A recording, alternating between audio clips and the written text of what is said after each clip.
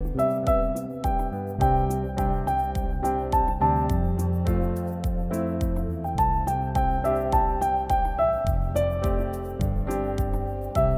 மத்தேயு 17ஆம் அதிகாரத்தை நம்ம படிக்க போறோம். அதற்கு என்ன தலைப்பு? இயேசு மறுரூபமானார், ஜெயித்தார், வரி செலுத்தினார். மத்தேயு சுவிசேஷம் 16வது அதிகாரம் 28ஆம் வசனத்தை நான் உங்களுக்கு விளக்கப்படுத்தி சொல்ல போகிறேன். ஏனென்று சொன்னால், மனுஷகுமாரன் தம்முடைய ராஜ்யத்தில் வருவதை காணும் முன் மரணத்தை ருசி பார்ப்பதில்லை என்பதின் அர்த்தம் என்ன? இவங்களை மட்டும் கூட்டிட்டு அவர் என்ன பண்றாரு? ஒரு உயர்ந்த மலைக்கு போனார் என்று சொல்லப்பட்டிருக்கிறது. இந்த உயர்ந்த மலை அப்படின்னு சொல்லும் பொழுது இந்த இடத்துல நம்ம ரொம்ப ஒரு அற்புதமான ஒரு விஷயத்தை பார்க்கிறோம். பாருங்களேன், எப்படி ஐடென்டிஃபை பண்ணாங்கன்னு தெரியல. இவர்தான் மோசே, இப்படிதான் எலியாவா அப்படின்னு ஒருத்தரோட ஒருத்தர் பேசிட்டு இருந்தாங்களாம். என்ன பேசிட்டு இருந்தாங்க? எதுக்காக மோசேயும் எலியாவும் வந்திருந்தாங்க? அப்ப மோசையை குறித்து சொல்லும் பொழுது இப்படி சொல்லலாம். அதற்கு அடையாளமாக இந்த எலியாவை சொல்லலாம். எலியாக்கு ஒரு கூடாரம், மோசைக்கு ஒரு கூடாரம் போட்டுடலாம் ஆண்டவரே. ஏன் இப்படி பேதுரு சொன்னார்? அதனால இங்க இப்படிதான் என்ன பண்றாரு? என்னுடைய குமாரனுடைய சொல்லுக்கு நீ கீழ்ப்படி. என்ன இல்ல ஒரு ஆழமான ஒரு காரியம் இருக்குது அப்படின்னா, மலையில ஏறி அவங்க முகம் குப்புற விழல. இயேசு மறுரூபமானதை பார்த்தவன முகம் குப்புற விழல. மோசேயும் எலியாவையும் பாக்குறாங்க, முகம் குப்புற விழல. ஆனால் இன்னும் இவர் மேசியாதான் என்பதை உறுதிப்படுத்துறதுக்காக அங்க இயேசு இவர்களை மறுரூப மலைக்கு கொண்டு போறத பார்க்கலாம். ஏன் ஆண்டவர் அவரை எக்ஸ்போஸ் பண்ணவே மாட்டேங்கிறார் பாருங்களேன். இந்த வசனத்தின்படியே கர்த்தர் உங்களை வழி நடத்துவாராக. நம்மை ஆளுகை செய்கிற ராஜாவாய் இருக்கிற இயேசு கிறிஸ்துவின் இனிய நாமத்தில் உங்களை நான் வாழ்த்துகிறேன். நாம் தொடர்ந்து மத்தேயு சுவிசேஷத்தை படித்து கொண்டு வருகிறோம். இன்றைக்கு மத்தேயு 17ஆம் அதிகாரத்தை நம்ம படிக்க போறோம். அதற்கு என்ன தலைப்பு? இயேசு மறுரூபமானார், ஜெயித்தார், வரி செலுத்தினார். Jesus transfigured, triumphant and taxed. இது எந்த பகுதியில் வருது? நம்ம இப்போ செயல்கள் அப்படின்ற அந்த பகுதியில் தான் படிச்சுட்டு இருக்கிறோம். செயல்கள் என்று சொல்லி மத்தேயு இங்கே சொல்லும் பொழுது 14ஆம் அதிகாரத்திலிருந்து 17ஆம் அதிகாரம் வரைக்கும் நம்ம படிக்கிறோம். டீட்ஸ், மேத்யூ சாப்டர்ஸ் 14 through 17. இப்போ இந்த மத்தேயு 17 ரொம்ப எளிமையாக படிச்சிடலாம். 3 காரியங்கள் தான் இங்கே முக்கியமாக சொல்லப்பட்டிருக்கிறது. இயேசு மறுரூபமான அந்த காரியம், இயேசு பிசாசை ஜெயித்த அந்த காரியம், மற்றும் இயேசு வரி செலுத்தின அந்த காரியம். இப்பொழுது நம்ம சிறு தலைப்புகளை கொடுத்துடலாம். அப்புறம் நம்ம வசனங்களை நாம் தியானிக்க போகிறோம். 1 முதல் 13 வசனங்கள் வரைக்கும் இயேசு மறுரூபமானார். 14 21 வரைக்கும் இயேசு பிசாசை ஜெயித்தார். 22, 23 இயேசு அவருடைய பாடு மரணத்தை, உயிர்த்தெழுதலை நினைவுபடுத்துகிறார். 24 27 வரைக்கும் இயேசு அற்புதமாய் வரி செலுத்தினார். 1 to 13 verses Jesus transfigured. 14 to 21 Jesus victory over Satan. 22-23 Jesus reminds his suffering, death and resurrection. 24 to 27 Jesus paid tax miraculously. இப்போ ஒவ்வொன்றாக நம்ம படிக்க போறோம். முதல் பகுதி என்னன்னு நான் சொன்னேன். மத்தேயு 17ஆம் அதிகாரம் 1 முதல் 13 வரைக்கும் இயேசு மறுரூபமானார், ஜீசஸ் டிரான்ஸ்ஃபிகர்ட். இந்த அதிகாரத்தை நம்ம படிக்கும் முன்பாக மத்தேயு சுவிசேஷம் 16வது அதிகாரம் கடைசி வசனம், அதாவது 28ஆம் வசனத்தை நான் உங்களுக்கு விளக்கப்படுத்தி சொல்ல போகிறேன். ஏனென்று சொன்னால் அதுவும் இந்த 17ஆம் அதிகாரமும் ஒன்றோடு ஒன்று தொடர்புடையதாக இருக்கிறது. அதனால நான் அதை திரும்பவும் உங்களுக்கு விளக்கப்படுத்திட்டு இன்னைக்குரிய பாடத்தை நம்ம படிக்க போறோம். என்ன நம்ம வாசித்தோம்? மத்தேயு 16ஆம் அதிகாரம் 28ல, இங்கே நிற்கிறவர்களில் சிலர் மனுஷகுமாரன் தம்முடைய ராஜ்யத்தில் வருவதை காணும் முன் மரணத்தை ருசி பார்ப்பதில்லை என்று மெய்யாகவே உங்களுக்கு சொல்லுகிறேன் என்றார். இந்த வசனம், இந்த சம்பவம் சினாப்டிக் காஸ்பல்ஸ் என்று சொல்லப்படுகிற மத்தேயு, மார்க்கு, லூக்கா ஆகிய 3 சுவிசேஷங்களிலும் இடம்பெற்றிருக்கிறது. மற்ற சுவிசேஷங்கள்ல எப்படி வருது அப்படின்றதை நம்ம வாசித்துட்டு பேரலா வச்சு நம்ம படிக்க போறோம். மார்க்கு சுவிசேஷம் 9ஆம் அதிகாரம் 1ஆம் வசனம், அன்றியும் அவர் அவர்களை நோக்கி, இங்கே நிற்கிறவர்களில் சிலர் தேவனுடைய ராஜ்யம் பலத்தோடே வருவதை காணும் முன் மரணத்தை ருசி பார்ப்பதில்லை என்று மெய்யாகவே உங்களுக்கு சொல்லுகிறேன் என்றார். லூக்கா சுவிசேஷம் 9:27, இங்கே நிற்கிறவர்களில் சிலர் தேவனுடைய ராஜ்யத்தை காணும் முன் மரணத்தை ருசி பார்ப்பதில்லை என்று மெய்யாகவே உங்களுக்கு சொல்லுகிறேன் என்றார். இந்த 3 வசனத்தையும் நாம் வாசிக்கும் பொழுது இங்கே ஒரு சில சிமிலாரிட்டிஸ், ஒரு சிலது சேமா இருக்கிறத நம்ம பார்க்கலாம். என்னது? இங்கே நிற்கிறவர்களில் ஒரு சிலர் தேவனுடைய ராஜ்யத்தை காணும் முன்பாக மரணத்தை ருசி பார்ப்பதில்லை. அப்படின்னா இயேசு இந்த இடத்துல எதை தேவனுடைய ராஜ்யம் அப்படின்றத சொல்றாரு? அது சாத்தியமா? ஒருவேளை 2ஆம் வருகை என்று சொல்லியிருப்பார் என்று சொன்னால் அவ்வளோ நாட்கள் எப்படி இந்த சீஷர்கள் இருக்க முடியும்? சிலர் என்ன நினைக்கிறாங்கன்னா, குழப்பிக் கொள்ளுகிறார்கள். யோவான் சுவிசேஷம் 21ஆம் அதிகாரத்திலே இயேசு பேதுருவினிடத்திலே பேசுகிறதை நாம் பார்க்கலாம். இயேசுவை பேதுரு மறுதலித்து விட்டார். திரும்பவும் அவருடைய ஊழியத்தை விட்டுவிட்டு மீன் பிடிக்க போயிட்டாரு. இயேசு தம்முடைய ஊழியத்தை மறுபடியும் அவருக்கு கொடுப்பதற்கு முன்பாக என்ன செய்யறாரு? சில கேள்விகளை கேட்கிறதை நாம் பார்க்கலாம். பேதுருவே அப்படின்னு கூப்பிடாம, யோனாவின் குமாரனாகிய சீமோனே, இவர்கள் எல்லாரிலும் நீ அன்பாயிருக்கிறாயா என்று சொல்லி 3 முறை கேட்பார். இதை முடிச்ச உடனே பேதுருவ சொல்லுவாரு, உனக்கு விருப்பமில்லாத இடத்துக்கு ஜனங்கள் கூட்டிட்டு போவாங்க, வேறொருவன் உன்னுடைய கச்சையை கட்டுவான் என்று சொல்லி அவன் கடைசி நாட்களிலே இயேசுவுக்காக இரத்த சாட்சியாய் மரிப்பதை குறித்து சொல்றதை பார்க்கலாம். பேதுரு அவருடைய இது முடிஞ்சிருச்சு தானே. இப்ப அன்பின் சீஷனாகிய யோவானும் அங்க இருக்கிறார். உடனே இப்ப பேதுரு கேட்கிறான், இவனுடைய காரியம் என்ன? இவன் என்ன செஞ்சிருக்கணும்? இவனுடைய காரியத்தை ஆண்டவர் சொல்லிட்டாரு, இவன் போயிருக்கலாம். அடுத்தவனுடைய வாழ்க்கையில தலையிடுறத பார்க்கலாம் பாருங்களேன். ஒருவேளை இயேசுவுக்கு கொஞ்சம் கஷ்டமா இருந்திருக்கும் நான் நினைக்கிறேன். நான் நிறைய விஷயம் பிரைவேட்டா வச்சிருக்கிறேன், இவன் ஏன் இப்படி மூக்க நுழைச்சிட்டு கேட்டுட்டு இருக்கிறான்னு இந்த பதில சொன்னாரான்னு தெரியல. நான் வருகிற வரைக்கும் இவன் இருப்பது என்னுடைய சித்தமா இருந்தா நீ என்ன பண்ண போற அப்படின்ற மாதிரி அவர் சொல்றத பார்க்கலாம். இதனால அவங்க சீஷர்கள் மத்தியில யோவான் மரிக்க மாட்டார் அப்படின்ற ஒரு காரியம் நிலவி இருந்தது என்று சொல்லி நாம் பார்க்கிறோம். அப்ப இந்த இடத்துல ஒரு சிலர் அப்படின்னு சொன்னா அது யோவானை மட்டும் தானே அங்க சொன்னாரு. அப்ப சிலர்ல போட்டிருக்கு, இது இருக்காது அப்படின்னு நினைக்கிறாங்க. ஆனால் ஒரு சிலர் என்ன நினைக்கிறாங்கன்னா, இந்த வசனங்களை நம்ம வாசித்தோம்ல, என்ன வாசித்தோம்? மார்க்கு 9:1 இங்கே நிற்கிறவர்களில் சிலர் தேவனுடைய ராஜ்யம் பலத்தோடே வருவதை காணும் முன். பலத்தோடே அப்படின்னு சொல்லும் பொழுது அப்போஸ்தலர் நடபடிகள் 2ஆம் அதிகாரத்துல பெந்தைகோஸ்தே நாளிலே மேல் வீட்டறையிலே ஏறக்குறைய 120 பேர் கூடியிருந்த பொழுது பரிசுத்த ஆவியானவர் பலத்த காற்றாக அங்கே இறங்கினார். அப்பொழுது அங்கே சபை பிறந்தது என்று சொல்லி அடிக்கடி நம்முடைய பாடங்களை படித்து கொண்டே வருகிறோமே. அப்பொழுதுதான் தேவனுடைய ராஜ்யம் ஸ்தாபிக்கப்பட்டது. ஆகவே அதை அங்கு கூடியிருந்த சீஷர்கள் கண்டார்கள். இதைதான் இயேசு குறிப்பிட்டிருக்க வேண்டும் என்று சொல்லி சொல்லுகிறார்கள். ஆனால் இன்னொரு காரியமும் நம்ம கவனிக்க வேண்டியது இருக்கிறது. இங்கே நிற்கிறவர்களில் சிலர் மனுஷகுமாரன் தம்முடைய ராஜ்யத்தில் வருவதை காணும் முன் மரணத்தை ருசி பார்ப்பதில்லை என்பதின் அர்த்தம் என்ன அப்படின்னு சொல்லி பார்க்கும் பொழுது 2 கருத்துக்கள் இங்கே நிலவுகிறதை பார்க்கலாம்.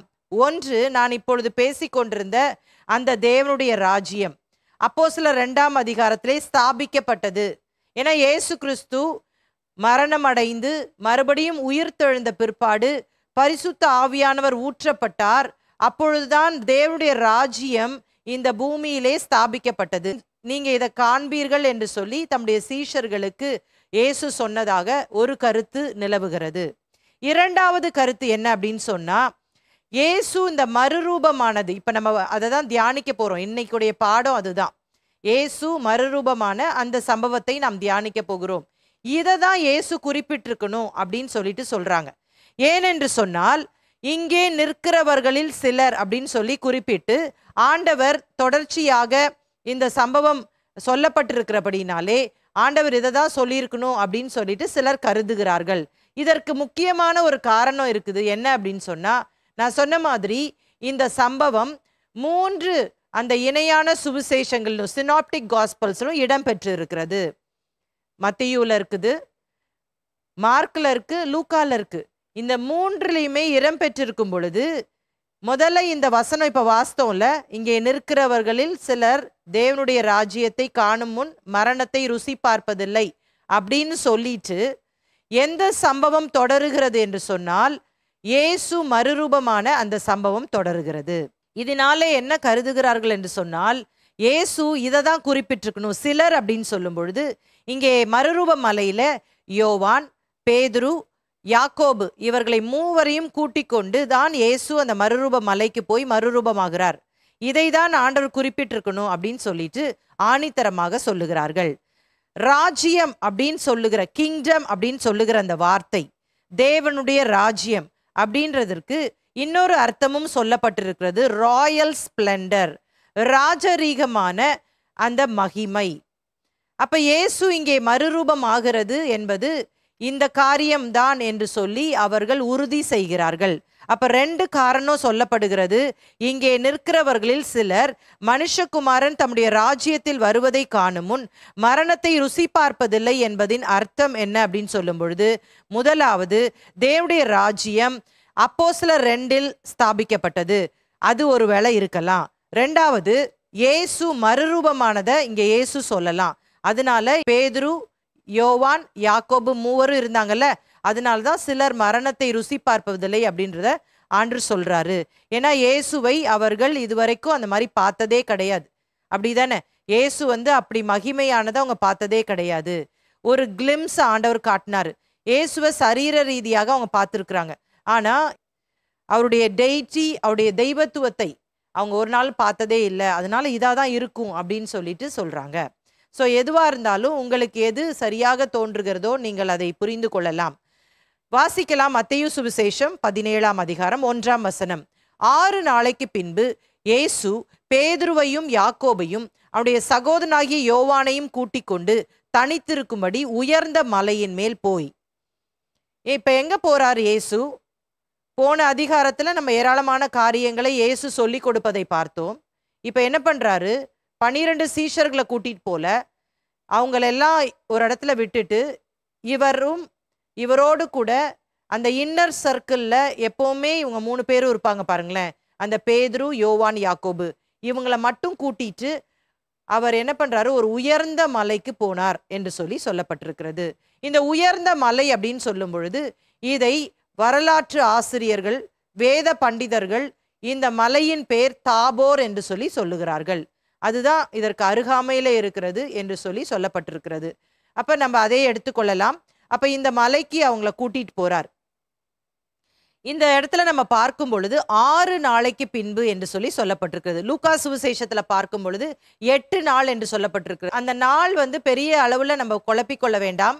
ஏனென்று சொன்னால் ஆசிரியர்கள் அவரவர்களுடைய அந்த மொழி நடையிலே, அவரவருடைய கலாச்சாரத்திலே அவர்கள் எழுதியிருக்கிறபடியினால 1 வாரம் அப்படின்னு சொல்லிட்டு நம்ம தோராயமா கூட வச்சுக்கலாம்.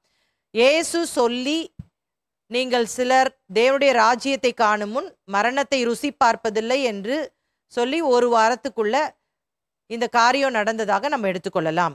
சரி, இப்போ அடுத்த வசனத்தை நம்ம வாசிக்க போறோம். அவர்களுக்கு முன்பாக மறுரூபமானார். அவர் முகம் சூரியனை போல பிரகாசித்தது, அவர் வஸ்திரம் வெளிச்சத்தை போல வெண்மையாயிற்று. அப்பொழுது மோசேயும் எலியாவும் அவரோடே பேசுகிறவர்களாக அவர்களுக்கு காணப்பட்டார்கள். இந்த இடத்துல நம்ம ரொம்ப ஒரு அற்புதமான ஒரு விஷயத்தை பார்க்கிறோம் பாருங்களேன்.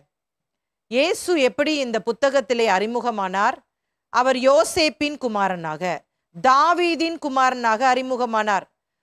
மற்ற இடங்களிலே இவரை குறித்து வாசிக்கும் பொழுது இவன் தச்சனுடைய மகன் அல்லவா என்று போடப்பட்டிருக்கிறது. மரியாளுடைய குமாரன்.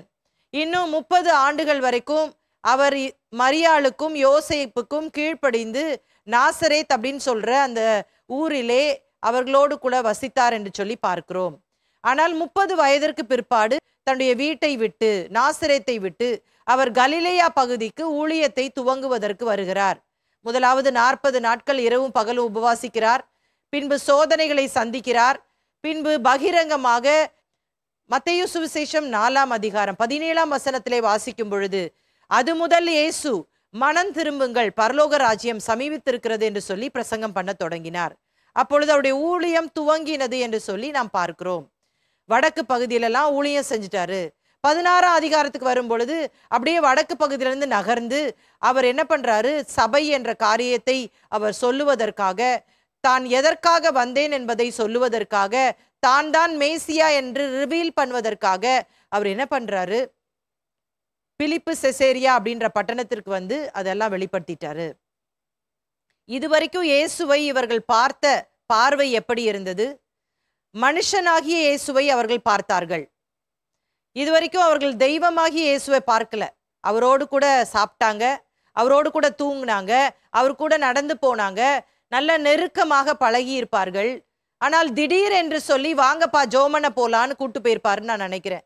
உயர்ந்த மலைக்கு கூட்டிட்டு போயிட்டு திடீர்னு சொல்லிட்டு மறுரூபமான உடனே அப்படியே எல்லாரும் ஷாக் ஆகி பார்த்துட்டு இருக்கிறாங்க. உடனே இங்கே போடப்பட்டிருக்கிறது, என்ன சொல்லப்பட்டிருக்கிறது? அவர் முகம் சூரியனை போல பிரகாசித்தது, அவர் வஸ்திரம் வெளிச்சத்தை போல வெண்மையாயிற்று. பரலோகத்துல போனா அங்க ஆண் என்றும் இல்லை பெண் என்றும் இல்லை என்று சொல்லப்பட்டிருக்கிறது. கர்த்தர் நமக்கு ஒரு மகிமையுள்ள ஒரு வஸ்திரத்தை கொடுக்க போகிறார் என்று சொல்லப்பட்டிருக்கிறது. நம்முடைய முகம் அது மகிமையுள்ள ஒரு முகமாக மாறிவிடும் என்று சொல்லப்பட்டிருக்கிறது.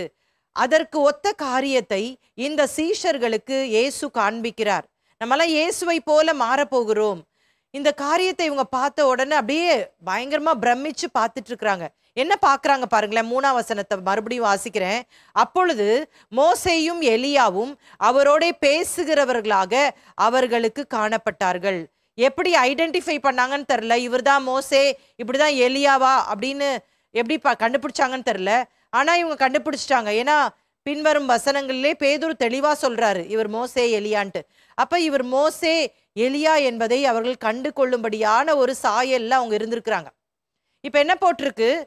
ஒருத்தரோட ஒருத்தர் பேசிட்டு இருந்தாங்களாம். என்ன பேசிட்டு இருந்தாங்க அப்படின்றத லூக்கா கொஞ்சம் எழுதியிருக்கிறார். அதை வாசித்தரலாமா?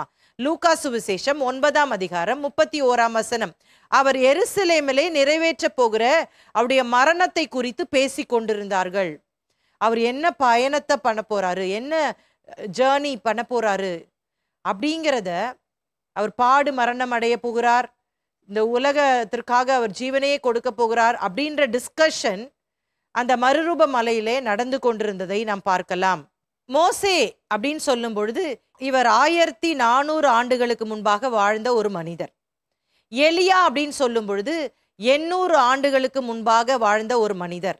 ஆனால் இயேசு மறுரூபமான பொழுது இவர்கள் இறங்கி வந்தார்கள் என்று சொல்லி வேதம் சொல்லுகிறது. முதலாவது இதை நாம் பார்க்கும் பொழுது இந்த எலியா, மோசே அவர்கள் இந்த உலகத்திலே எப்படிப்பட்ட பெயரோடு அழைக்கப்பட்டார்களோ அவ்வகையிலேதான் அவர்கள் மகிமைக்குள் பிரவேசித்த பிற்பாடும் அழைக்கப்பட்டார்கள். அதை முதல்ல நம்ம புரிஞ்சுக்கணும். எதுக்காக மோசேயும் எலியாவும் வந்திருந்தாங்க அதை நான் இப்பொழுது விளக்கி உங்களுக்கு சொல்ல போறேன். மோசே எப்பொழுதுமே எதை குறிக்கிறார் என்று சொன்னால், முதல் 5 புத்தகங்கள், பழைய ஏற்பாட்டில் உள்ள அந்த பஞ்சாகமம், பென்டாடியூக் என்று சொல்லுகிற அந்த முதல் 5 புத்தகத்தை ரெப்ரசன்ட் பண்றார். அப்ப இந்த இடத்துல மோசே அந்த பழைய ஏற்பாடின் முதல் 5 புத்தகங்களை அவர் அடையாளப்படுத்துகிறார். எலியா என்று சொல்லும் பொழுது எலியா ஒரு புத்தகத்தை கூட என்ன பண்ணல, வேதாகமத்துல எழுதல. ஆனா எலியா ஒரு மிகப்பெரிய தீர்க்கதரிசி. எலியா என்பவர் இயேசுவை போலவே பல காரியங்களை அவருக்கு சிமிலாரிட்டிஸ் இருக்கிறதாக வேத பண்டிதர்கள் கருதுகிறார்கள். இந்த மோசே, எலியா, இயேசு இவர்கள் மூவரும் 40 நாட்கள் உபவாசம் இருந்தார்கள், அதே இடத்திலே உபவாசம் இருந்தார்கள். இப்படி பல ஒப்புமைகளை நம்ம சொல்ல முடியும்.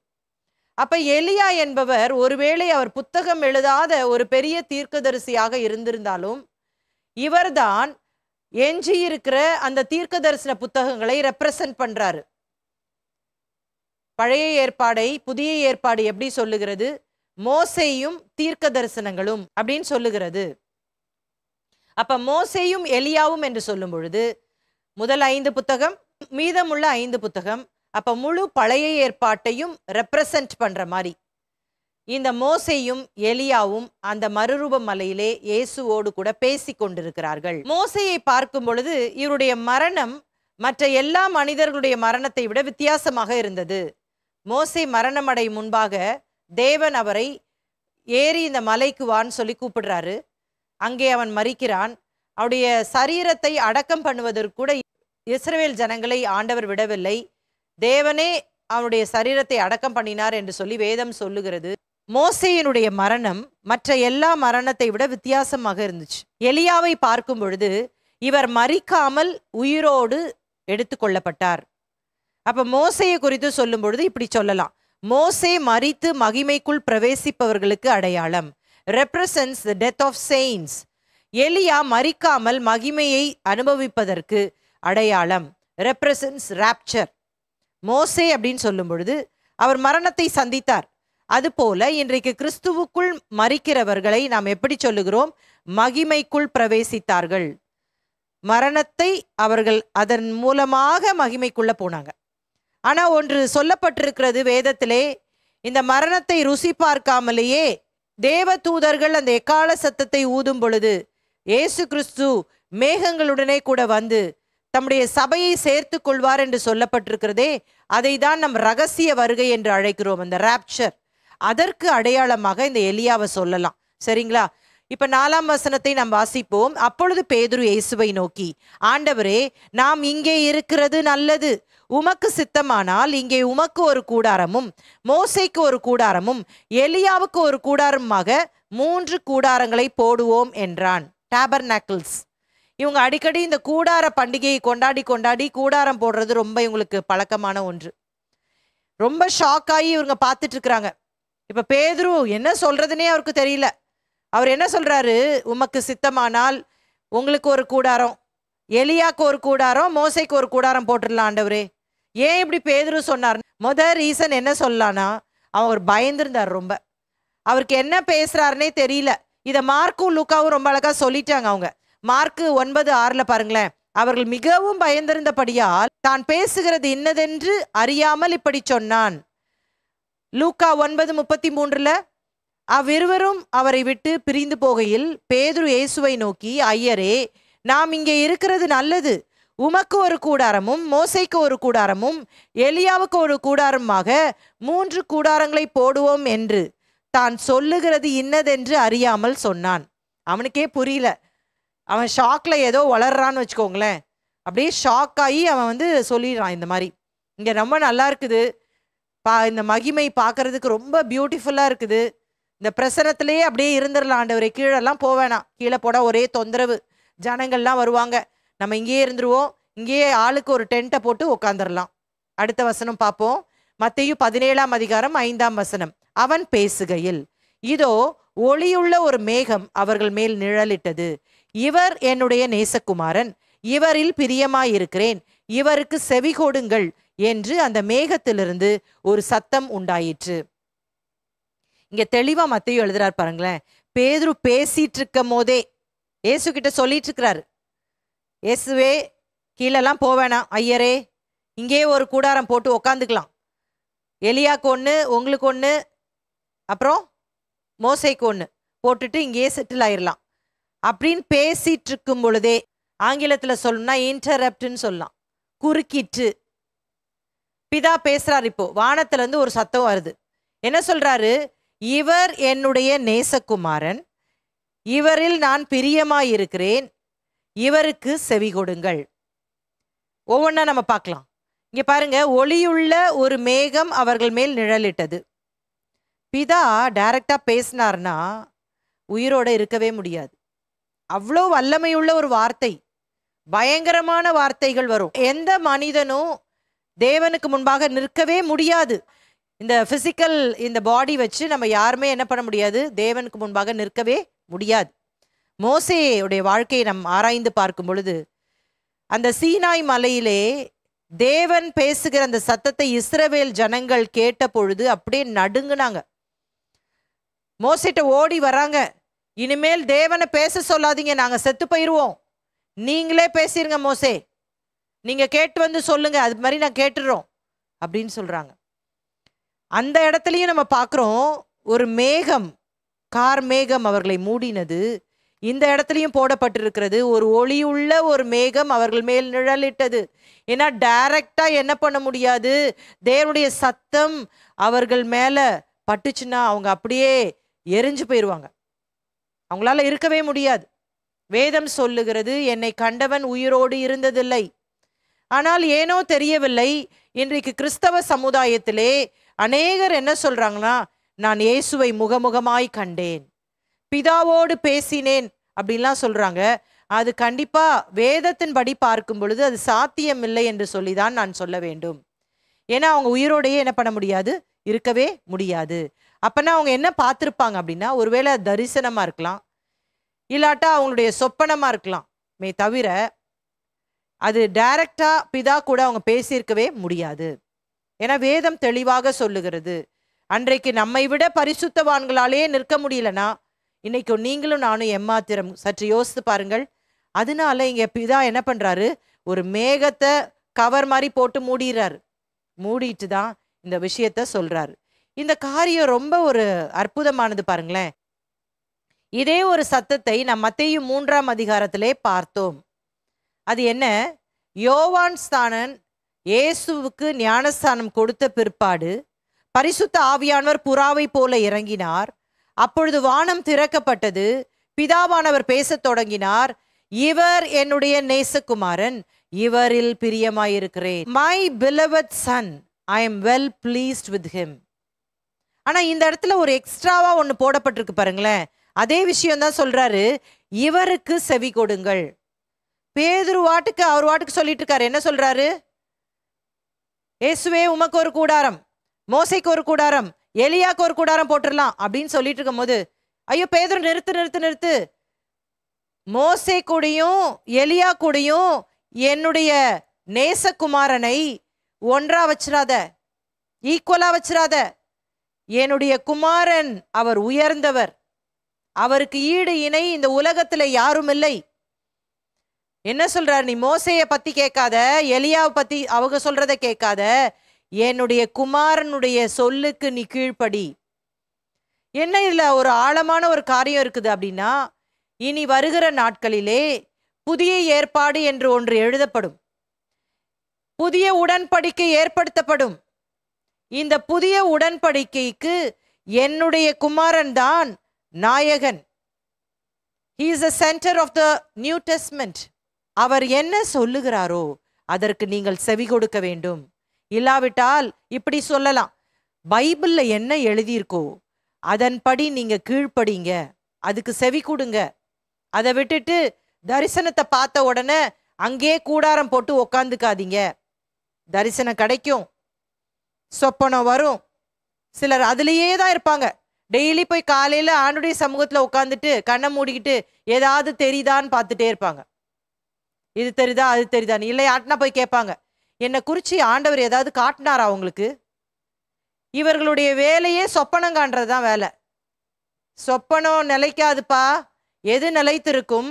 அவருடைய வார்த்தைக்கு நாம் செவி கொடுக்க வேண்டும் என்பதை பிதா இங்கே சொல்லுகிறதை பார்க்கலாம். அப்ப இந்த 3 பேரும் அங்கே சங்கமமாக காணப்பட்டது. முழு வேதாகமத்தை அவர்கள் ரெப்ரசன்ட் பண்ணாங்க. பழைய ஏற்பாடும் புதிய ஏற்பாடும் ஒரே இடத்தில் சேர்ந்தது. இதை சொல்லும் பொழுது மோசே நிறைய எழுதியிருக்கலாம், எலியா நிறைய எழுதியிருக்கலாம்.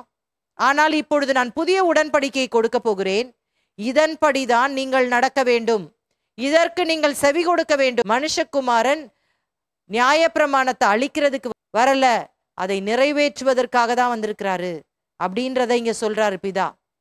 அப்ப இத்தனை காரியங்கள் இந்த இடத்திலே அது அடங்கி இருக்கிறதை நாம் பார்க்கலாம். ஒரு நாளும் சொப்பனம், தரிசனம், தீர்க்க தரிசனம் இதை நம்பி நம்பி நம்ம என்ன பண்ணிட்டு இருக்க கூடாது, ஓடிட்டு இருக்க கூடாது. வேதத்திற்கு ஒத்து போகிறதா என்று சொல்லி நாம் ஆராய்ந்து பார்க்க வேண்டும். நமக்குள்ளே பரிசுத்த ஆவியானவர் வாசம் பண்ணுகிறார். கலக்கத்தை கொடுக்க மாட்டார். எப்பொழுதுமே பரிசுத்த ஆவியானவர் ஒரு விஷயத்தை சொல்றாரு அப்படின்னு சொன்னா கன்ஃபியூஷன் கொடுக்க மாட்டார், குழப்பத்தை கொடுக்க மாட்டார். ஆண்டவர் தெளிவாக பேசுவார். வேதத்தை வைத்து அதுல உறுதிப்படுத்துவார். வேதத்தின் அடிப்படையில தான் அவர் பேசுவார். நான் ஏற்கனவே சொன்ன மாதிரி உட்காந்து கண்ணை மூடிட்டு உட்காந்துட்டு இது தெரியுதா அது தெரியுதானா எங்கேயாவது ஒரு இடத்துல நிச்சயமா என்ன பண்ணிடுவோம், நம்ம ஃபெயில் ஆயிடுவோம். நிறைய பேருடைய குடும்பம் சீரழிந்ததற்கு காரணம் என்ன தெரியுமா? தீர்க்க தரிசனம். என்ன இப்படி சொல்லிட்டீங்க அப்படின்னு நீங்க கேட்கலாம். இந்த நாட்கள்ல குறி சொல்ற மாதிரி, குறி கேட்கிற மாதிரி ஜனங்களும் போறாங்க, ஊழியரும் சொல்றாங்க.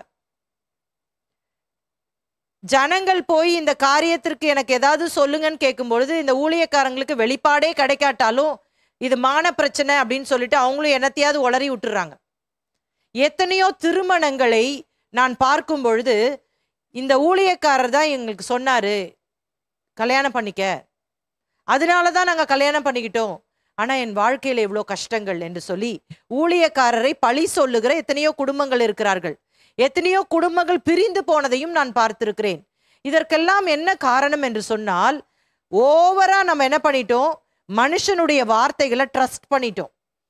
தேவ சமூகத்தை உட்கார்ந்து காத்திருந்து ஜெபிக்கணும். எந்த ஒரு திருமண காரியமா இருந்தாலும் சரி, நம்முடைய வாழ்க்கையின் மிக முக்கிய கட்டங்களை நாம் சந்திக்கும் பொழுது நம்ம என்ன செய்யணும், ஊழியக்காரங்க சொல்லட்டும், எந்த கர்த்தருடைய பிள்ளைகள் நமக்கு சொல்லட்டும், ஆனால் தனி நபராக தேவனுடைய சமூகத்திலே காத்திருந்து ஜெபிக்க வேண்டும். ஆண்டுடைய வார்த்தைக்காக நாம காத்திருக்கணும். ஆண்டுடைய தெளிவிற்காக காத்திருக்கணும். ஆண்டவர் சமாதானத்தை கொடுக்கிற வரைக்கும் அந்த காரியத்தை செய்யக்கூடாது. இதுதான் நம்ம செய்ய வேண்டிய மிக பிரதானமான ஒரு வேலை என்பதை இந்த இடத்திலே பிதா சொல்லுகிற அந்த வார்த்தையின் மூலமாக நம்ம கற்றுக்கொள்ளுகிறோம். சொப்பனம், தீர்க்க தரிசனம் இதெல்லாம் இருக்குது அப்படின்றத நம்ம நம்பதான் செய்கிறோம். ஆனால் இதையே முழுமையாய் நாம் சார்ந்து வாழக்கூடாது. ஏனென்று சொன்னால் நமக்குள்ளே பரிசுத்த ஆவியானவர் இருக்கிறார். அவர் நிச்சயம் ஒரு உந்துதலை தரதான் செய்வார். ஒரு சின்ன சைன் கொடுக்க தான் செய்வார். அதை வச்சு நம்ம தேவ சமூகத்தில் ஜெபிக்கும் பொழுது கர்த்தர் ஒரு தெளிவான ஒரு பாதையை நம்முடைய வாழ்க்கையிலே காட்டுவார் என்பதில் எந்த சந்தேகமும் இல்லை. நாம் தொடர்ந்து வருகிற வசனங்களை வாசிக்கலாம். மத்தேயு சுவிசேஷம் 17ஆம் அதிகாரம் 6-7. சீஷர்கள் அதை கேட்டு முகங்குப்புற விழுந்து மிகவும் பயந்தார்கள். அப்பொழுது இயேசு வந்து அவர்களை தொட்டு, எழுந்திருங்கள், பயப்படாதேயுங்கள் என்றார். இந்த இடத்துல இன்னொரு காரியத்தையும் நான் சொல்ல விரும்புறேன். பாருங்களேன், இயேசு இந்த 3 சீஷர்களையும் கூட்டிட்டு மலைக்கு போறார். ஒண்ணுமே சொல்லல அவர், நான் மறுரூபமாக போறேன், தெய்வத்துவத்தை காட்ட போறேன் அப்படிலாம் சொல்லவே இல்லை. சும்மா கூட்டு போறார். இவங்களும் நினைச்சிருப்பாங்க, அடிக்கடி இயேசு ஜெபம் பண்ண போற மாதிரி நம்மளையும் கூட்டு போறாரு அப்படின்னு நினைச்சிருப்பாங்க. ஆனா திடீர்னு போய் அங்க மறுரூபம் ஆயிட்டாரு. எலியா மோசே வந்தாங்க, எல்லாம் பாக்குறாங்க. அந்த டைம்ல அவங்களுக்கு பயம் மட்டும்தான் இருந்துச்சு. ஆனா முகம் குப்புற அவங்க விழல. நல்லா கவனிங்க, மலையில ஏறி அவங்க முகம் குப்புற விழல. இயேசு மறுரூபமானதை பார்த்தவொன்னே முகம் குப்புற விழல. மோசேயும் எலியாவையும் பார்க்குறாங்க, முகம் குப்புற விழல. ஆனால் எப்பொழுது வானத்திலிருந்து அந்த மேகத்தின் ஊடாக சத்தம் வந்ததோ அவங்களால அங்கே நிற்கவே முடியல. அவங்க என்ன பண்ணிட்டாங்க, they fell on their faces. அவங்க முகம் குப்புற விழுந்து விட்டார்கள். தேவனுடைய வார்த்தை அவ்வளவு பயங்கரமானது. நம்ம ரொம்ப ஜாக்கிரதையாக பயன்படுத்த வேண்டும். இன்றைக்கு ரொம்ப லேசா பயன்படுத்துறாங்க இந்த வார்த்தையை. நடுக்கத்தோடு கூட நம்ம பிரசங்கம் பண்ணணும். நடுக்கத்தோடு கர்த்தருடைய வார்த்தையை நாம பேசணும். ஏனென்று சொன்னால் இது அவருடைய வார்த்தை. ரொம்ப சகஜமா பேசுறது என்ன தெரியுமா, கர்த்தர் சொன்னார், கர்த்தர் சொன்னார் அப்படின்னு சொல்றாங்க. பவுலே அதை சொல்ல மாட்டார் பாருங்களேன். கர்த்தர் அவர்கிட்ட சொன்னார்னா மட்டும்தான் கர்த்தர் சொன்னார்னு சொல்லுவார். இல்லைன்னா நான் இப்படி யோசிக்கிறேன்னு சொல்லி அவருடைய நிருபங்கள் எழுதுறார். இது நான் இவ்விதமாய் யோசிக்கிறேன், இது கர்த்தர் சொன்னார் அப்படின்னு சொல்லி டிஃபரன்ஷியேட் பண்ணி சொல்லியிருப்பார். அன்னைக்கு இருந்த அந்த சீஷர்களால பிதாவின் சத்தத்தை கேட்ட பொழுது, அதாவது அந்த தேவனுடைய சத்தம் அவ்வளவு பயங்கரமானது. அப்படியே முகங்குப்புற அவர்கள் விழுந்து விட்டார்கள். இயேசு வந்து அவருக்கு நல்லா தெரியும் இவங்களால நிற்கவே முடியாதுன்ட்டு. இந்த இடத்துல அற்ப விசுவாசிகளே, நீங்க ஏன் இப்படி செஞ்சீங்க, சந்தேகப்பட்டீங்கலாம் கேட்கல பாருங்களேன். ஆண்டவருக்கு நல்லா தெரியும். இங்க வந்து சொல்றாரு, அவர்களை தொட்டு, அவங்க முதுகு மேல வந்து அப்படியே தொட்டிருப்பாரு. எழுந்துருங்க, பயப்படாதீங்க, நான் இருக்கிறேன்ல அப்படின்னு தைரியப்படுத்துறார பார்க்கலாம். ஏன் இயேசு இந்த காரியத்தை செஞ்சார்? இயேசு அந்த முந்தின அதிகாரத்துல அவர் தான் மேசியா அப்படின்றத தெளிவா சொல்லிட்டாரு. ஜனங்கள் என்ன சொல்றாங்கன்னு கேட்டாரு. பேதுருவுடைய பதிலுக்கு பாராட்ட கொடுத்தாரு. எதுக்காக வந்தேன்னு சொல்லிட்டாரு. நான் சிலுவையிலே மரிக்க வேண்டும், இந்த உலகத்தின் பாவத்திற்காக நான் மரிக்கணும், எல்லாத்தையும் சொல்லியாச்சு அவரு. மேசியா அப்படிங்கிறத ஆணித்தரமா அவங்க இருதயத்துல எழுதிட்டார் இயேசு இப்போ. ஆனா எல்லாரையும் கூட்டிட்டு போகாம தன்னுடைய அந்த இன்னர் சர்க்கிள்ல இருக்கிற பேதுரு, யோவான், யாக்கோபுக்கு தன்னுடைய அந்த தெய்வீக தன்மையை ஒரு பகுதியை காட்டி இன்னும் இவர் மேசியாதான் என்பதை உறுதிப்படுத்துறதுக்காக அங்க இயேசு இவர்களை மறுரூப மலைக்கு கொண்டு போறத பார்க்கலாம். தொடர்ந்து நம்ம வாசிக்கலாம். மத்தேயு சுவிசேஷம் 17ஆம் அதிகாரம் 8-9. அவர்கள் தங்கள் கண்களை ஏறெடுத்து பார்க்கையில் இயேசுவை தவிர வேறு ஒருவரையும் காணவில்லை. அவர்கள் மலையிலிருந்து இறங்குகிற போது இயேசு அவர்களை நோக்கி, மனுஷகுமாரன் மரித்தோரிலிருந்து எழுந்திருக்கும் வரைக்கும் இந்த தரிசனத்தை ஒருவருக்கும் சொல்ல வேண்டாம் என்று கட்டளையிட்டார். இப்ப கண்ணை திறந்து பாக்குறாங்க. இயேசு வந்து எழுந்திருங்க, பயப்படாதீங்க சொன்ன போது எலியாவையும் காணோம், மோசேயையும் காணோம். யார் மட்டும் இருக்கிறா? இயேசு மட்டும் இருக்கிறாரு. இன்னொன்னையும் நான் இங்க சொல்றேன். பிதா என்ன சொன்னாரு? இவர் என்னுடைய நேசகுமாரன், இவரில் நான் பிரியமாய் இருக்கிறேன், இவருக்கு செவி கொடுங்கள். மோசேக்கு இல்ல, எலியாக்கு இல்ல, இவருக்கு. இன்னைக்கு கர்த்தருடைய ஊழியக்காரர்களை நிறைய பேர் கடவுளாக்குறது ரொம்ப பரிதாபமா இருக்குது.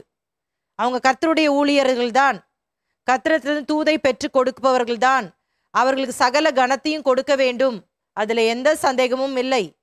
ஏன்னா இந்த சீஷன் நிமித்தம் ஒரு கலசம் தண்ணீர் கொடுத்தாலும் அதற்கேற்ற பலனை கொடுப்பேன், என் நிமித்தம்னு சொல்றாரு. அப்ப என் நிமித்தம் அவர்களை ஏற்றுக்கொள்ளுகிறவர்கள், அப்ப ஆண்டவரை போல ஏற்றுக்கொள்றதெல்லாம் கரெக்டு தான். ஆனா அதுக்கும் ஒரு லிமிட்டேஷன் இருக்கு. அவங்கள கடவுளாக்கிடக்கூடாது.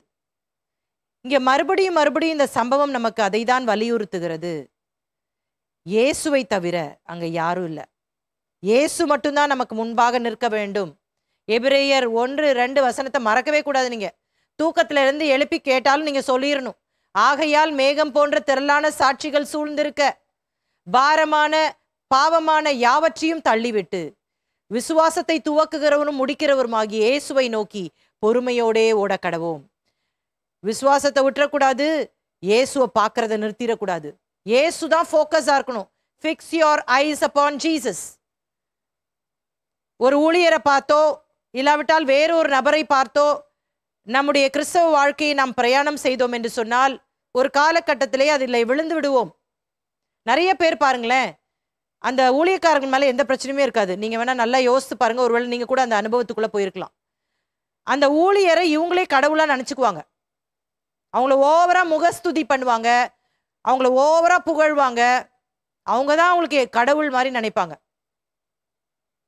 திரும்ப சொல்கிறேன், அவங்கள கனப்படுத்தணும், அவங்களுக்கு நன்றி உள்ளவங்களா இருக்கணும், இதெல்லாம் இருக்கணும். ஆனால் அவங்க கடவுள் கிடையாதுன்றதை ஞாபகத்தில் வச்சுக்கணும். மகிமை யாருக்கு செலுத்தணும்? தேவனுக்கு மட்டுமே மகிமை செலுத்தணும். சிலர் சாட்சி சொல்கிறத நான் கேட்டிருக்கிறேன். நிறையா கதையாக விடுவாங்க, ஆனால் சொல்லுவாங்க நான் தாழ்மையாக சொல்கிறேன் அப்படிம்பாங்க. தாழ்மையே இல்லை அவங்களுக்குள்ள, பெருமைக்கு தான் சொல்லிக்கிட்டு இருப்பாங்க. எல்லாத்தையும் சொல்லிட்டு நான் தாழ்மையாக சொல்கிறேன், நான் தாழ்மையாக சொல்கிறேன். எல்லாரும் அல்ல, சிலர் உண்மையாகவே தாழ்மையாக இருக்கலாம். ஆனால் நான் யாரையும் ஜட்ஜ் பண்ணுறதுக்காக இந்த காரியத்தை சொல்லலை. ஆனால் நிறைய பேர் என்ன பண்ணுறாங்க அப்படின்னா, அவர்களுக்குள்ள பெருமை, இந்த காரியங்களை வைத்து கொண்டு ஜனங்கள் தங்களை புகழணும், ஜனங்கள் தங்களுக்கு பின்பாக வரணும். இன்னைக்கு நம்ம லாங்குவேஜில் சொல்லணும்னா, எனக்கு யூடியூப்பில் நிறையா வியூஸ் வரணும், நிறையா லைக்ஸ் வரணும், நிறையா ஷேர் பண்ணணும், என்னை இன்டர்வியூ எடுக்கணும், நான் பெரிய ஆளாகணும், வேர்ல்டில் ஃபேமஸ் ஆகணும். இப்படிப்பட்ட உள்நோக்கத்தோடு கூட ஒரு நாளும் நம்முடைய பணியை ஆண்டவருக்காக செய்யக்கூடாது. இயேசு மட்டும்தான் அங்கே நின்று கொண்டிருந்தார். இயேசுவை மட்டும்தான் பார்க்க வேண்டும். இதற்கு அடையாளமாக தான் இங்கே எழுதப்பட்டிருக்கிறது. இறங்கி வராங்க இயேசுவும் சீஷர்களும். ஒரு பக்கம் பயம், ஒரு பக்கம் தைரியமும் கிடைச்சிருச்சு. அப்படியே மிக்ஸ்டு ஃபீலிங் அதில் வந்துட்டு இருக்கிறாங்க. இயேசு சொல்றார், மனுஷகுமாரன் மரித்தோரிலிருந்து எழுந்திருக்கும் வரைக்கும் இந்த தரிசனத்தை ஒருவருக்கும் சொல்ல வேண்டாம் என்று கட்டளையிட்டார். ஸ்ட்ரிக்டா சொல்லிட்டார். ஏன் ஆண்டவர் அவரை எக்ஸ்போஸ் பண்ணவே மாட்டேங்கிறார் பாருங்களேன். இன்னைக்கு அப்படியே ஒரு ஆப்போசிட்டான காரியம் தான் நம்முடைய கிறிஸ்தவ உலகத்துல நடக்கிறத நம்ம பார்க்கலாம். நான் பிரபல்யமாகணும், நான் புகழ் பெற்றவங்களா ஆகணும், நான் ஒரு செலிபிரிட்டியா மாறணும் அப்படின்றத இயேசு கிட்ட இருந்து இவங்க ஒரு நாளும் கத்திருக்கவே மாட்டாங்க. ஏன்னா இயேசு அப்படிப்பட்டவர் அல்ல. அற்புதம் செஞ்சுட்டு யார்ட்டையும் சொல்லாதீங்கன்றாரு. ராஜாவாக்க முற்பட்ட போது ஒளிஞ்சு ஓடிடுறாரு. இங்க இவ்வளோ பெரிய விஷயம், இயேசு மறுரூபமானதை இவங்க பார்த்துருக்குறாங்க. இவங்களுக்குலாம் ரொம்ப எக்ஸைட்மெண்ட்டாக இருந்திருக்கும்ல. மீதி உள்ள அந்த 12 பேர்ல மீதி உள்ளவங்களுக்கு தெரியாது. இவங்க போய், ஏய் தோமா பாத்தியா, இயேசு பயங்கரமா இருந்தாருப்பா, நாங்கெல்லாம் நடுங்கிட்டோம்ப்பா, இதெல்லாம் சொல்ல வேணாம். மனுஷகுமாரன் உயிரோடு எழுந்திருக்கிற வரைக்கும் நீங்க யார்கிட்டையும் இதை என்ன பண்ணிடாதீங்க, சொல்லாதீங்க. ஸ்ட்ரிக்டா சொல்றாரு. இவர்கிட்ட இருந்து நம்ம நிறைய விஷயங்களை கத்துக்கணுங்க. ஏசு கிறிஸ்துவை நம்ம அப்சர்வ் பண்ணாலே போதும், நம்ம கிறிஸ்தவ வாழ்க்கையில எந்த தவறுதலையும் செய்யவே மாட்டோம். சரியான பாதையில் அவர் கூட்டிட்டு போயிடுவார். அதனாலதான் இயேசுவை நாம் கூர்ந்து கவனிக்க வேண்டும். அவர் எப்படி நடந்து கொண்டார், இன்னைக்கு எப்படி ஊழியங்கள் நடக்கிறது என்பதையும் நான் சொல்ல விரும்புகிறேன். ஒருத்தரை பார்த்து ஒருத்தர் கெட்டாங்கன்னு தான் சொல்ல முடியும். இவங்க எப்படி பண்றாங்களே, இவங்களுக்கு பின்னாடி இவ்வளோ கூட்டம் இருக்குதே, நம்ம பண்ணா என்ன? இந்த சர்ச்சில் இப்படி பண்ணாங்க, நானும் பண்றேன். இல்ல தேவ பிள்ளைகளே, அப்படி நம்ம செய்யக்கூடாது. தேவனுடைய வழி நடத்துதலின் அடிப்படையிலே நாம் ஊழியங்களை செய்ய வேண்டும். எப்படி வேணாலும் நான் ஊழியத்தை செய்யலான்றது தேவனுடைய திட்டம் அல்ல. இப்படிதான் செய்ய வேண்டும் என்று சொல்லி தேவன் திட்டம் வைத்திருக்கிறார். அவருடைய திட்டத்தை அறிந்து அதன் பாதையிலே செல்ல வேண்டும். அதுதான் சரியான ஒரு ஊழியம். இந்த சீஷர்கள் யார்ட்டையும் சொல்லல, ஆனா இதை மறக்கவும் இல்லை. அவங்க பிற்பாடு இவருடைய புத்தகங்களிலே இதை அவர்கள் எழுதி வைத்திருக்கிறார்கள்.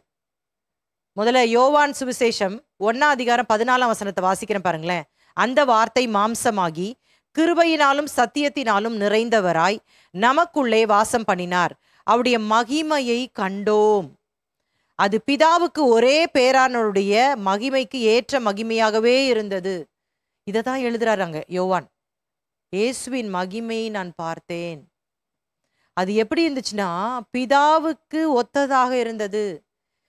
பேதுரு சொல்றார் பாருங்க அவருடைய நிருபத்துல, 2 பேதுரு 1:16, நாங்கள் தந்திரமான கட்டுக்கதைகளை பின்பற்றினவர்களாக அல்ல, அவருடைய மகத்துவத்தை கண்ணார கண்டவர்களாகவே நம்முடைய கர்த்தராகிய இயேசு கிறிஸ்துவின் வல்லமையையும் வருகையையும் உங்களுக்கு அறிவித்தோம்.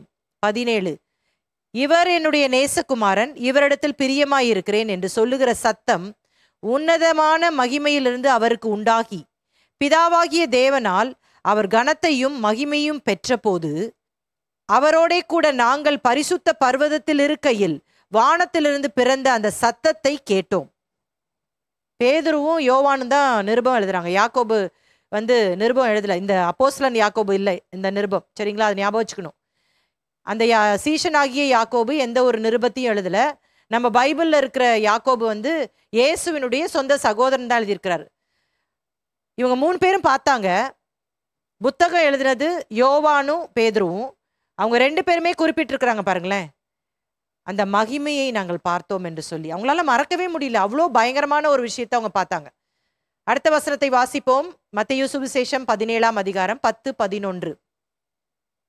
அப்பொழுது அவருடைய சீஷர்கள் அவரை நோக்கி, அப்படியானால் எலியா முந்தி வர வேண்டும் என்று வேதப்பாரர்கள் சொல்லுகிறார்களே, அது எப்படி என்று கேட்டார்கள்.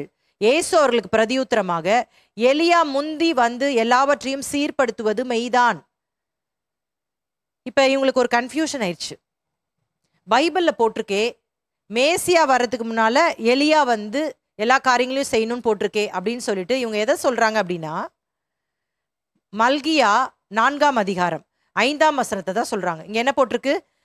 இதோ கர்த்தருடைய பெரிதும் பயங்கரமான நாள் வருகிறதற்கு முன்னே நான் உங்களிடத்திற்கு எலியா தீர்க்கதரிசியை அனுப்புகிறேன். இவங்க என்ன யோசித்தாங்கன்னா, இந்த மாதிரி ஒரு சம்பவம் நம்ம பார்த்துட்டோம், ஒருவேளை மல்கியா சொன்ன அந்த நாள் தான் இது போல. ஆனா அதுக்கு முன்னால எலியா தானே வரணும். ஆனா இப்ப ஒரு குழப்பமா இருக்குதே, மேசியா வந்துட்டாரு அப்படின்னு நமக்கு தெரிஞ்சிருச்சு.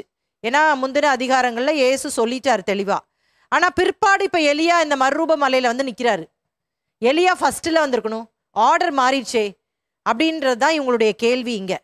அப்ப இயேசு என்ன பதில் சொல்றாரு பாருங்களேன். 17:12. ஆனாலும் எலியா வந்தாயிற்று என்று உங்களுக்கு சொல்லுகிறேன், அவனை அறியாமல் தங்கள் இஷ்டப்படி அவனுக்கு செய்தார்கள். இவ்விதமாய் மனுஷகுமாரனும் அவர்களால் பாடுபடுவார் என்றார். 13. அவர் யோவான் ஸ்நானனை குறித்து தங்களுக்கு சொன்னார் என்று சீஷர்கள் அப்பொழுது அவர்கள் அறிந்து கொண்டார்கள். அப்ப அந்த மல்கியா 4:5 என்ன மல்கியா சொல்றாரு அப்படின்னா, அந்த கொடிய நாள், அந்த பயங்கரமான நாள் இயேசுவின் 2ஆம் வருகையை குறிக்கிறது. அப்ப அங்க சொல்லப்பட்டிருக்கிற எலியா யார்? எலியா தீர்க்கதரிசியை அதுக்கு முன்னா அனுப்புறேன்னு சொல்றாருல. வெளிப்படுத்தின விசேஷம் 11ஆம் அதிகாரத்தை வாசிக்கும் பொழுது 2 சாட்சிகள் வருவார்கள், அதிலே ஒருவர் எலியா என்பதை இந்த வசனம் நமக்கு சொல்லுகிறது. புரியுதா உங்களுக்கு? அப்போ இது 2ஆம் வருகை குறித்து மல்கியா சொல்றார். ஆனா இந்த மறுரூப மலை அப்படின்றது அது வேற. இதையும் அதையும் நீங்க கன்ஃபியூஸ் பண்ணிக்க கூடாது. இங்க இயேசு சொல்றாரு, இந்த எலியா முந்தி வரணும்னு சொன்னனே, அந்த எலியா வந்தாச்சு. அது யாருன்னா யோவான் ஸ்நானன் அப்படின்றதை இவங்களும் புரிஞ்சுக்கிறாங்க. யோவான் ஸ்நானன் தான் என்னுடைய ராஜ்யம் வருவதற்காக வழியை ஆயத்தம் பண்ண வந்தவன். பழைய ஏற்பாட்டு தீர்க்க தரிசனம் எப்படி யோவான் ஸ்நானன் நிறைவேறினதுன்னு சொல்லிட்டு. அப்ப இப்ப அவங்க புரிஞ்சுக்கிறாங்க. அவன் யோவான் பிறக்கும் போதே தீர்க்க தரிசனமாக அவனை குறித்து சொல்லப்பட்டிருந்தது. அதை நம்ம பார்க்கும்போது லூக்கா சுவிசேஷம் 1:17 அவன் எலியாவின் ஆவியும் பலமும் உடையவனாய் அவருக்கு முன்னே நடப்பான். எலியாவின் ஆவியும் பலமும் உடையவனாய். அவன் எலியா அல்ல, அந்த ஆவியை உடையவனாய் இருப்பான். நல்ல தெளிவாக நம்ம அவனுடைய பிறப்பிலேயே நம்ம பார்க்கலாம். அப்ப இயேசு அதை தான் இங்க சொல்றத பார்க்கலாம். இன்னைக்கு நம்ம ரொம்ப தெளிவாக மத்தேயு சுவிசேஷம் 17ஆம் அதிகாரம் 1-13 வசனம் வரைக்கும் மிக தெளிவாக நாம் படித்திருக்கிறோம். இந்த வசனத்தின்படியே கர்த்தர் உங்களை வழி நடத்துவாராக. நம் கண்களை மூடி நம்ம ஜெபிக்கலாமா? அன்பும் இரக்கமுள்ள நல்ல தகப்பனே, இந்த மாலை வேளைக்காக நாங்கள் நன்றி செலுத்துகிறோம். எங்களோடு பேசினுடைய வார்த்தைகளுக்காக ஸ்தோத்திரம் அப்பா. தொடர்ந்து இந்த வார்த்தைகள் எங்களோடு கூட கிரியை செய்யட்டும். இயேசுவின் நாமத்தில் ஜெபம் கேளும் நல்ல பிதாவே, ஆமேன். கர்த்தர் உங்களை ஆசீர்வதிப்பார். இந்த மகன் இந்த சந்திர ரோகியாக இருந்தான். சந்திர ரோகி அப்படின்னா என்ன அர்த்தம்? இப்ப இயேசு கிட்ட சொல்றாரு, இயேசுவே உங்களை டிஸ்டர்ப் பண்ணணும்ன்ற இன்டென்ஷன் எனக்கு இல்ல, நீங்க ரொம்ப பிஸி, நிறைய இடத்துக்கு நீங்க போகணும், இதனாலதான் நான் என்ன பண்ணேன்னா உங்களை டிஸ்டர்ப் பண்ண வேணான்னு சீஷர்கள்ட்ட போனேன். அப்ப இயேசு சொல்றாரு, நான் இன்னும் எவ்வளவு நாள் தான் இருக்க போறேன்? ஏசப்பா எங்களுக்கு ஏன் தெரியல, எங்களுக்கு உதவி செய்யுங்க. நாங்க சொன்னா மட்டும் அது போலியே, நீங்க அப்படியே ஒரு வார்த்தை சொன்னீங்க, அது ஓடியே போயிருச்சு. ஆனா நாங்க எவ்வளவு போராட்டோமே. இங்க 4 டைப் ஆஃப் பிசாசா பவுல் சொல்றார். அதற்கு நம்ம ஆயத்தம் உள்ளவர்களா இருக்கணும், அதற்கு நம்ம திராணி உள்ளவர்களா மாறணும். சர்வாயுத வர்க்கம் என்றால் என்ன? What is the full armour of God? Prayer அப்படின்னா என்ன அர்த்தம்? ஜெபம்னா என்ன அர்த்தம்? உபவாசம் என்பது அடம் பிடிச்சு ஆண்டுகிட்ட கேட்கறது இல்ல. அதை நல்லா விளங்கிக் கொள்ளணும். இந்த அற்புதத்திலிருந்து நாம் என்ன கற்றுக்கொள்ளுகிறோம்? இந்த விஷயத்தை இயேசு அடிக்கடி தன்னுடைய சீஷர்களுக்கு ரிமைண்ட் பண்ணிட்டே இருக்காரு, நினைவுபடுத்திட்டே இருக்காரு. பாருங்களேன், இது என்னது? இது தேவாலய வரி. இப்ப இயேசு கிட்ட வந்து ஏன் டைரக்டா கேட்காம பேதுரு கிட்ட கேட்டாங்க அப்படின்னு சொன்னா, எதுக்காக இயேசு இப்படி சொன்னார்னு, உனக்கும் எனக்கும் அந்த பணத்தை கொடு. சரி, மீனின் வாயிலிருந்து வெள்ளிப்பணம் அற்புதத்திலிருந்து நாம் என்ன கற்றுக்கொள்கிறோம்? இப்ப இன்றோடு கூட நம்ம மத்தேயு 17ஆம் அதிகாரம் முழுமையா நம்ம படிச்சிட்டோம்.